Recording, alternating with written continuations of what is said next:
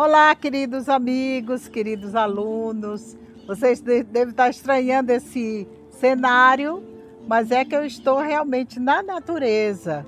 Hoje nós vamos falar de Nossa Senhora na natureza, né? Estamos de volta para trazer histórias e acontecimentos inéditos sobre a Virgem Maria. Hoje na Bíblia. Como já sabemos, se procurarmos a voz de Maria na Bíblia, vamos encontrar pouca coisa, porque os textos bíblicos, principalmente os evangelhos, nós poucos encontramos sobre ela. Talvez porque, segundo a tradição dos primeiros cristãos, ela, depois da ascensão de Jesus, né, depois da morte, ressurreição e ascensão, ela foi morar com São João lá em Éfeso, na Turquia. Mas uma coisa é certa, pelos caminhos da vida, nos acontecimentos da igreja, vamos nos acostumando à sua dedicação, ao seu serviço, à evangelização por onde ela passava.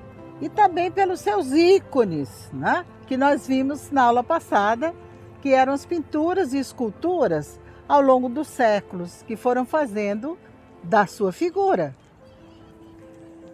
Um bom exemplo disso é a Pietà de Michelangelo. Vocês que já foram à Europa, né? Acho que muitos de vocês já viram a Pietà de Michelangelo, que é uma linda escultura feita por esse grande escultor do século XV depois de Cristo. E hoje ela está lá na Basílica de São Pedro, lá em Roma. Assim que você entra, logo na entrada do lado direito, ela está linda, maravilhosa.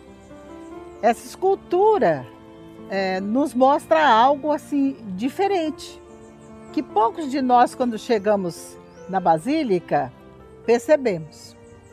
Maria aparece bem jovem, bem mais jovem que o próprio filho crucificado. A escultura retrata um momento em que tiram Jesus da cruz e colocam nos braços de Maria. Quando ela tem Jesus nos braços, né, no mínimo nessa época, a gente percebe que Nossa Senhora, pela época, teria mais de 50 anos. Mas lá ela aparenta bem mais jovem que Jesus. E o mais interessante é o seguinte: perguntaram a Michelangelo por que tinha esculpido o rosto de Nossa Senhora tão jovem. Vocês sabem o que ele respondeu? Ele disse assim: as pessoas apaixonadas por Deus não envelhecem nunca. E ele está certo, não é isso mesmo? Ele disse realmente a verdade. Mas voltando à sua presença na Bíblia, ou seja, a presença de Nossa Senhora na Bíblia, vou colocar aqui para vocês uma tabela que vai falar como poucos textos do Novo Testamento que falam de Nossa Senhora, mas que todos esses textos, mesmo poucos, são muito importantes para nós, porque realmente diz a verdade sobre a figura de Nossa Senhora. Por exemplo, vamos pensar em São Mateus. São Mateus era um apóstolo judeu que escreveu sobre a vida de Jesus como Messias. Como todo judeu, ele esperava o Messias, né? Era o Messias da promessa feita desde Abraão. E é claro que Nossa Senhora está como mãe desse Messias. Então nós achamos lá em São Mateus, logo no início, no capítulo 1 e no capítulo 2. Vamos para o Evangelho de São Marcos. Sabemos que oficialmente São Marcos não conheceu Jesus e nem Nossa Senhora. Mas ele foi o primeiro evangelho a ser escrito. Portanto, traz grandes novidades. E também, se nós quisermos conhecer todo esse evangelho, seria muito bom, né? São Marcos. Mas lá no capítulo 3, versículo 20 a 21, e também no versículo 31 a 35, fala especificamente sobre Nossa Senhora. Agora vamos para São Lucas. São Lucas é o que mais fala de Nossa Senhora. É até chamado de o evangelista mariano, porque todo o seu evangelho fala alguma coisa sobre Maria. Já no início, no capítulo 1, versículo 1, no capítulo 2, versículo 52, no 11, do 27 ao 28, é o único que começa pela anunciação, né, de Nossa Senhora. Quando o anjo vem anunciar Maria, é só São Lucas que coloca. Conta a tradição dos primeiros cristãos, que ele, né, São Lucas, quando na sua longa jornada em busca da verdade sobre Jesus Cristo, suas curas principalmente, porque São Lucas, todos nós sabemos que era um médico, sobre seus milagres e a evangelização que ele começou a fazer depois que conheceu profundamente Jesus. Ele deparou-se com Nossa Senhora em Éfeso, diz a história dos primeiros cristãos. E por lá ele viveu quase que um ano em companhia de Nossa Senhora e de São João. Diz a história que ele se converteu ao cristianismo e bebeu, né, das mais lindas informações verdadeiras sobre o Messias, contado por sua própria mãe. Não é lindo, gente? Mas continuemos. Em Atos, que também é um livro de São Lucas, ele continua falando da Virgem Maria. Logo no início do livro, no capítulo 1, do versículo 12 a 14, ele cita Nossa Senhora. E São João, aquele doce evangelista do quarto evangelho, que foi o que conviveu com Nossa Senhora por tanto tempo, que recebeu de Jesus como filho. Ele também fala sobre Nossa Senhora. Logo no início do seu evangelho, no capítulo 2, versículo de 1 a 13, também lá no 19, no versículo 25 a 27, que é o momento da cruz, né? Ele se estende também no livro do Apocalipse, que todos nós sabemos que também é dele, né?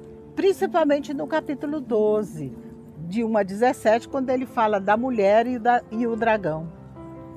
Até o apóstolo Paulo, que também não conheceu Nossa Senhora, mas lá para os cristãos da Galácia, lá em Gálatas 4:4, ele fala de Nossa Senhora, ele lhe rende uma homenagem. Quando iniciamos algum estudo mais aprofundado sobre Nossa Senhora, fora das participações concretas dela que foram registradas, ou pelos evangelistas ou pelos primeiros cristãos, identificamos um primeiro vestígio dela na ciência dos números, ou seja, na ciência dos números judaicos, que é chamado de gematria. A gematria é uma ciência que fala da importância dos números ligado ao tempo do povo judeu. E apenas 7 vezes, eles dão muita importância ao número 7, que é o número perfeito para eles, ela empresta sua voz. Olha que Nossa Senhora aparece poucas vezes falando no Novo Testamento, mas nesse ela empresta a sua voz, nesses textos do Novo Testamento, para colocar o que ela sente e o que ela vê para deixar para todos nós. Vamos ver a primeira vez. Na primeira vez, Nossa Senhora se encontra lá, São Lucas, no capítulo 1:34, que nos fala sobre isso. Ela se encontra numa dúvida muito forte acerca do que ela vai receber de Deus, que foi lá na Anunciação. Diz ela ao anjo Gabriel: como pode ser isso se eu não conheço homem algum? Todos nós sabemos muito desse texto, né? Conhecemos muito bem. E a segunda vez, ela exclama: eis aqui a serva do Senhor, faça-se em mim segundo a sua palavra. Aqui percebemos como a vivência dela no templo, dos 5 anos aos 13 anos. E aí você diz, será que esse texto que fala sobre Nossa Senhora no templo de 5 a 12 anos, a 13 anos. Está na Bíblia? Não, mas na tradição dos primeiros cristãos e também nos meus livros que eu escrevi sobre ela. Histórias de Maria que a Bíblia não conta. Então teve uma grande influência esse tempo que ela viveu no templo na sua vida de adulta. E isso a gente percebe nas escrituras que ela tão bem conhecia, né? E a terceira vez que nós ouvimos a voz de Nossa Senhora nos evangelhos, ela está dentro do poema, ela está ainda escrevendo aquele poema Magnificat, lá em Lucas 1,46, quando ela, em forma de gratidão, diz a Deus: minha alma engrandece ao Senhor, e o meu espírito exulta em Deus, meu Salvador. A quarta vez aconteceu na festa do Bar Mitzvah de Jesus aos 12 anos. Bar Mitzvah é uma festa que muitos de vocês conhecem já, né, pelas aulas de teologia, mas para aqueles que estão vendo só o curso de Nossa Senhora, eu vou explicar um pouquinho o que é o Bar Mitzvah. É uma festa que todo judeu comemora até hoje, quando a criança o adolescente tem 12 anos. É uma festa que o torna adulto religiosamente falando. É aquela festa que Jesus participou e que depois ele ficou perdido no templo, lembram? Então está lá em Lucas 2, a partir do versículo 48. Quando Nossa Senhora encontra Jesus depois de procurá-lo por 3 dias, junto com São José. Então ela encontra Jesus, que ele não estava lá na caravana, e ela fica desesperada e o encontra no templo com os doutores. Assustada, ela diz a Jesus: meu filho, por que você fez isso? Teu pai e eu estávamos aflitos te procurando. E a quinta palavra de Nossa Senhora? Está lá em São João, no capítulo 2, versículo 3. Foi nas bodas de Caná, naquele casamento que ela foi a principal convidada. Quando ela disse a Jesus: meu filho, eles não têm mais vinho. Agora, queridos alunos, se você que quer aprofundar-se mais e descobrir por que Nossa Senhora tinha tanta intimidade naquela casa, não é? Porque ela chega naquela casa daquela família no dia do casamento e entra pela casa dentro, porque ela foi a convidada especial. Então ela vai lá até a cozinha ou a sala de jantar, saber se faltava alguma coisa. E ela percebeu que o vinho tinha acabado. Isso também não é bíblico, não está essa história nos evangelhos e nem no Antigo Testamento. Mas você encontra sobre isso também na minha obra sobre Nossa Senhora, Histórias de Maria que a Bíblia não conta, no volume 2. E a sexta vez que nós encontramos a fala de Nossa Senhora nos evangelhos? Está lá em São João, no capítulo 2, versículo 5. Ainda nas bodas de Caná, naquele casamento, Nossa Senhora diz para os mestres-sala: fazei tudo o que ele vos disser. E essa é uma das frases mais lindas que eu acho de Nossa Senhora, porque ela nos leva até Jesus, né? E foram ditas por ela no momento de confiança em seu Filho Jesus. E quando os evangelistas, de uma forma delicada, carinhosa, colocam Nossa Senhora falando, é uma frase assim que toca o coração de todos nós. E ao mesmo tempo é um forte apelo que temos que viver e que olhar para Jesus, quando ele nos diz: é ele a quem vocês devem procurar, porque é ele onde está a salvação. É a certeza da ressurreição também que temos através de Jesus. E a sétima e última vez? está lá em São João, no capítulo 19, no versículo 2 seguintes. É aquele momento triste ao pé da cruz, quando sua boca não diz nenhuma palavra, ou seja, nenhuma palavra em alta voz. Mas Nossa Senhora diz 1000 palavras em seu coração. E eu quero chamar você nesse momento, meu aluno, para pensar que palavras Maria diria nessa hora, desse sentimento tão grande ao pé da cruz. Contudo, queridos alunos, há uma outra forma pela qual nós podemos encontrar a figura de Nossa Senhora presente em todo o Antigo Testamento.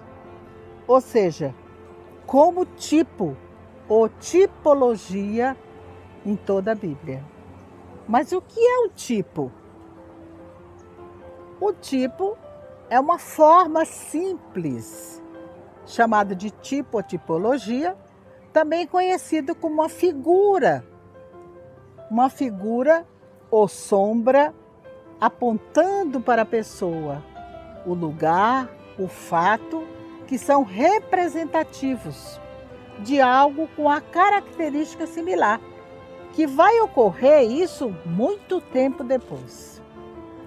De uma forma mais simples, para vocês entenderem melhor, estamos falando de tipos do Antigo Testamento que podem ser identificados no Novo Testamento.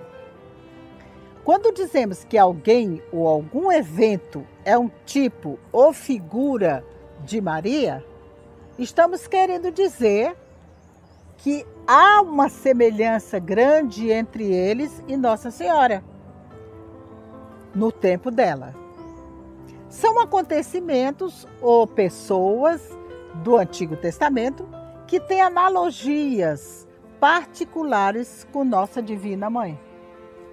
O certo é que, se analisarmos com sutileza os textos do Antigo Testamento, tendo a Virgem Maria como tipo ou pré-figura do Novo Testamento, vamos descobrir que tudo que sabemos sobre ela, na atualidade, já estava escrito antes, bem antes, no que convencionamos chamar de tipos de Maria.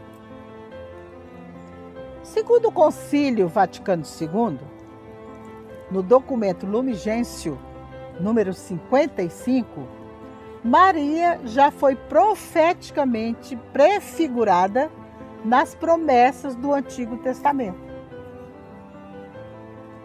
Diz lá o documento: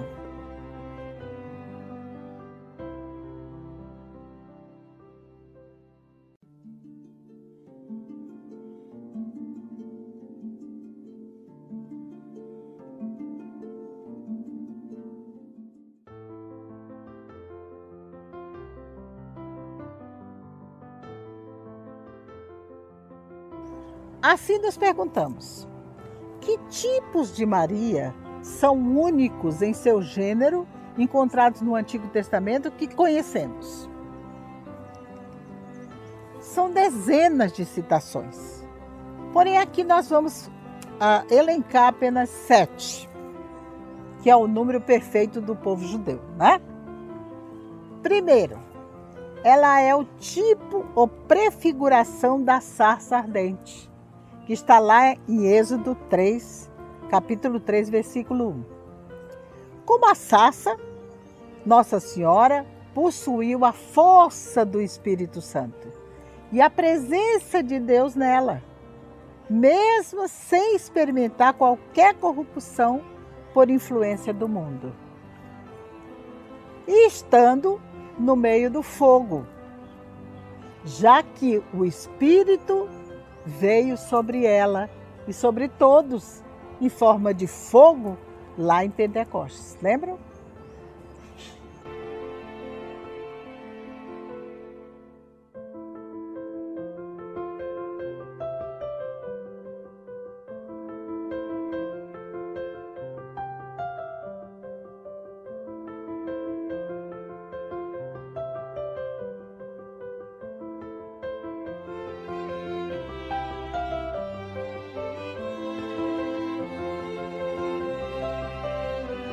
A terceira citação. A Virgem Maria prefigura a Arca da Aliança, o baú sagrado do Altíssimo, cultuado pelo povo judeu, pois guardou por 9 meses dentro de si a presença de Deus, semelhante ao que aconteceu para o povo de Israel. Quando a arca era carregada em procissão, por onde ela passava ou entrava, o povo vencia as batalhas. A arca guardava as leis. Maria também guardou em seu ventre aquele que veio trazer as verdadeiras leis, conforme lá o Deuteronômio, capítulo 10, versículo 5. Também foi o próprio Deus que ordenou como ela seria construída. Está lá em Êxodo 25, de 10 a 22. Como foi o mesmo Deus que escolheu Maria desde muitos séculos antes para ajudar na construção do reino de Deus, trazendo o Messias, Jesus Cristo, como seu filho. Quarta, Nossa Senhora prefigura Noé e a própria arca. Isso mesmo, alunos. Noé prefigura a mãe de Deus. Por quê? Porque ele ouviu a voz de Deus, sem questionar. Ele não questionou os desígnios de Deus, por mais inacreditáveis que fossem. Ele acreditou e construiu a arca, que possibilitou a salvação de todos os que crescem. A Virgem Maria também acreditou e cumpriu o que lhe foi ordenado por Deus. Como a arca, Maria é o refúgio para todos aqueles que nela acreditam como sua intercessora. E vamos à quinta. A Virgem Maria se assemelha à escada de Jacó. Maria é a escada pela qual céu e terra dialogam entre si. Por ela, a glória de Deus desceu do céu à terra, que é Jesus Cristo, e se encarnou nela como ser humano, tornando-se o mediador entre Deus e a humanidade, e sendo ela o veículo pelo qual essa situação ocorreu. Portanto, ela é o espaço sagrado no qual Deus e o ser humano se misturam. Na bula papal Inefabilis Deus, do Papa Pio IX, ele também menciona a escada de Jacó. Da mesma forma e no mesmo sentido. Diz ele, a escada ligava a terra ao céu, e por cujos degraus subiam e desciam os anjos de Deus, e em cujo cume se apoiava o mesmo Senhor. Isso diz lá em Gênesis 28, 12. A sexta citação nós vamos encontrar no profeta Sofonias, no capítulo 3, versículo 14. Maria Santíssima é a pré-figura da filha de Sião, ou a filha de Jerusalém. Porque Sião é o monte onde Jerusalém foi erguida. E diz o profeta: canta alegremente, ó filha de Sião. Rejubila, ó Israel. Regozija-te e exulta de todo o coração, ó filha de Jerusalém. Sétima citação e última. Está lá em Juízes, capítulo 6, versículo 33 a 40. É uma história muito interessante. Chama-se o velo do casaco de Gideão. Gideão era um juiz lá em Israel. Velo é como era chamada a pele da ovelha. Nesse texto, nós vemos o juiz Gideão pedindo a Deus 2 graças, enquanto ele vestia o seu velo, ou ele colocava sobre os ombros a pele de ovelha. Deus lhe concedeu os dois pedidos. Então vamos ver como foi que aconteceu. No primeiro dia, o pedido de Gideão foi o seguinte: Deus enviou chuva só sobre o velo que ele tinha sobre as costas. E a terra permaneceu seca. Só choveu sobre o velo. Ele espremeu no outro dia o velo e encheu um vaso com água pura do orvalho. O orvalho no velo, para a igreja, simboliza a presença de Jesus no seio da Virgem Maria. Foi uma resposta de Deus de que Israel, no futuro, conheceria a salvação, o livramento do pecado, através do Messias, o ungido de Deus, Jesus, o Filho de Maria. Na liturgia da igreja, assim se canta: descestes, referindo-se à pessoa de Cristo, como chuva sobre o velo, para salvar o gênero humano. Continuando, na segunda noite, só o velo ficou seco, enquanto toda a terra estava molhada. Assim também, só Maria, como o velo, ficou impune ao pecado. Olha que lindo, não é, gente, essa tipologia. Portanto, as tipologias marianas não terminam aqui. Maria Santíssima também é apontada como pré-figura de algumas mulheres que se destacaram no Antigo Testamento e tiveram suas vidas e a interferência de Deus, como, por exemplo, Sara, mulher de Abraão. Ela foi tida como a mãe de todas as nações, conforme Gênesis 17:16. Nossa Senhora é considerada também como pré-figura da heróica mãe dos Macabeus. Talvez você nunca tenha lido a história dos Macabeus, né? Mas está lá no segundo livro de Macabeus, no capítulo 7, do versículo 1 ao 41. O que aconteceu com essa mãe dos Macabeus?